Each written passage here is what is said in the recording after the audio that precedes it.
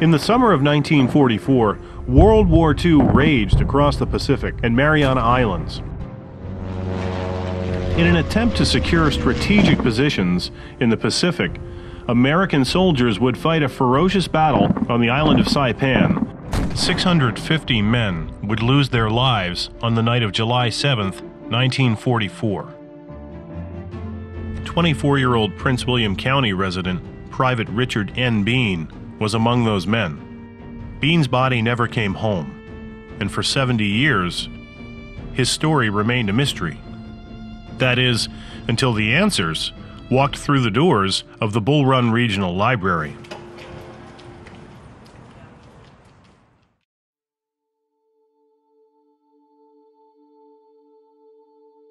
I was working with one of our regular patrons when two Japanese visitors arrived.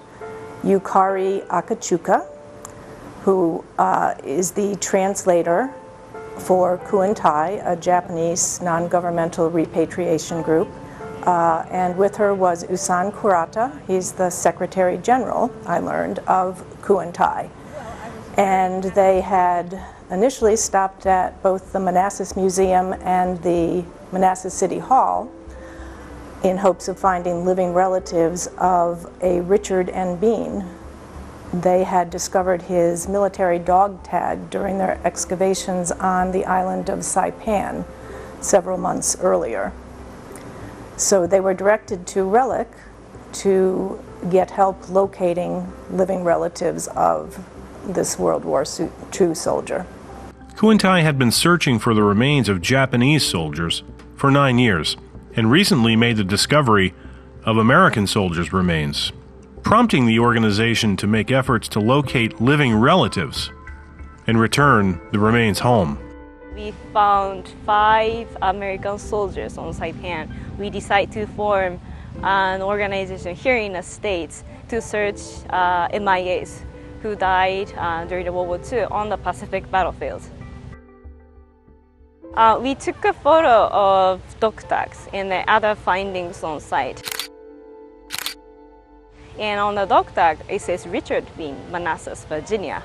So we took that photo, and then we decided to come to Manassas from all the way from Japan. And then we arrived here. First, we visited different kinds of places in Manassas, including visitor center, city hall, and museum. And then a person working in the museum told us to visit Bull Run Regional Library, and then we decided to go there. And then I present the photo of dog tag to a lady working in an office whose name is Miss Tishikomo, and then ask her that we are looking for the family members of the soldier. We found this dog tag on Saipan. It seems like he is listed as a MIA, missing in action, who died on July 7th, 1944. For Tishikomo, the information on the dog tag would be all she needed to begin shedding more light on the mystery. We first wanted to verify that there was a Richard N. Bean living in Manassas in the 1940 census. And we were able to locate him living with a family by the surname of Frederick. He was 20 years old in April of 1940. He was a farm laborer. We also verified that a Rosie and Arthur Bean were living not too far away in the Manassas Magisterial District as well. And we knew that those were his parents based on the information provided on the dog tag. We then turned to obituaries, real estate records, probate records to determine if any of the soldiers' siblings might still be alive. And this process takes time, and it was approaching 5 o'clock, and the library was closing. And Usan and Yukari were scheduled to fly out to Japan the next morning. We left all the information to her, and then she kept searching for us.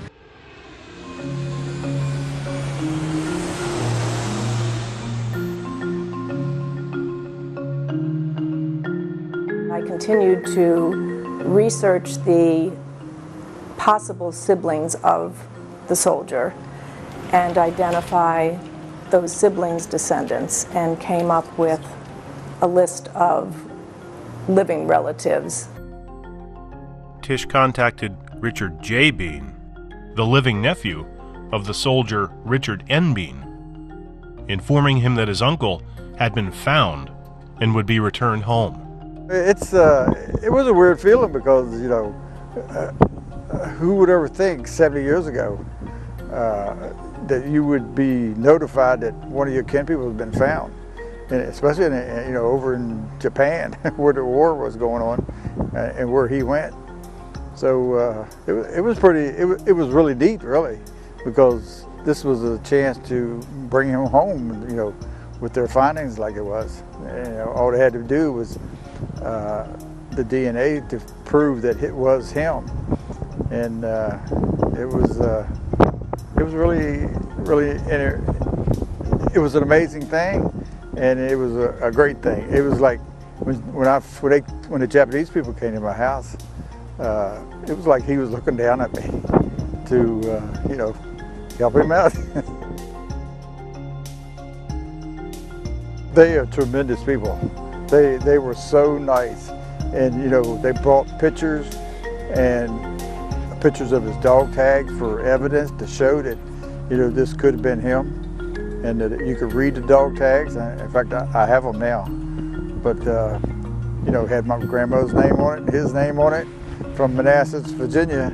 So you know, it was a pretty sure shot that this was him.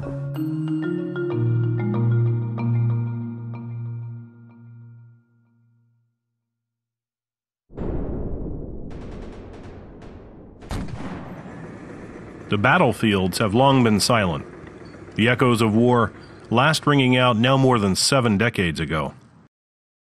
A loved one has been returned home, and the power of closure reverberates deeply. You know, miracles happen. Every soldier should be brought back home. If there's a way and a will, you know, it's incredible that it happened with us, and it's something that you will never ever forget. And a lot of people have seen it. A lot of people came to it, and it was just a remarkable feeling of all these people that were interested that this happened in this county. So, you know, God bless them all.